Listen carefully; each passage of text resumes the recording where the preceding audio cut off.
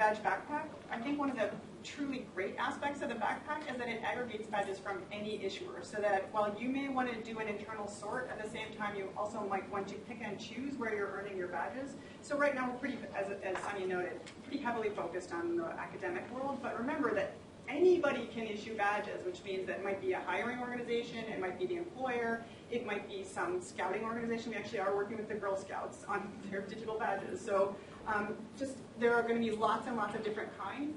And that means it calls into question a lot of things, like how do people represent themselves? They won't necessarily need to represent themselves from like a traditional academic standard anymore. They might say like, okay, well, you know what, I have this degree, but actually these badges are more important to me. And they may have been picked and chosen from their degree. So it might be that they have a graduate degree in sociology or something, but you know what, they really loved that, I don't know, advanced math class that they took in 12th grade. And that's their area of interest. So all of a sudden they can highlight that instead of saying like, oh, well, I have this degree, but actually this is the thing that really excites me. The other tangible case here that I think is very interesting as you start playing it out is we've seen a number of museums get very interested in badging. And they badge kids already when they go through, when the kid throws in the trash on the way home or the bus or whatever. It's not so sticky. And it's just, just a piece of paper, right? They don't know what to do with this thing.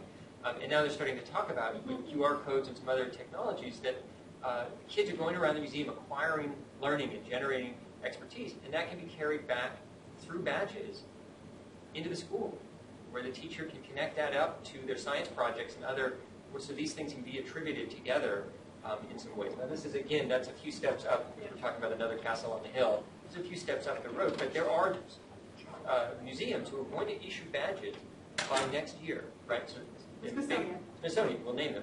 So Smithsonian Museum is going to be working on this problem, and maybe many more to follow, but then the question is, who's going to make use of those? And so one of the things we're here for is to talk about how you might issue badges, and another one which is more challenging, again, the consumption is always more expensive politically and policy-wise than the provisioning.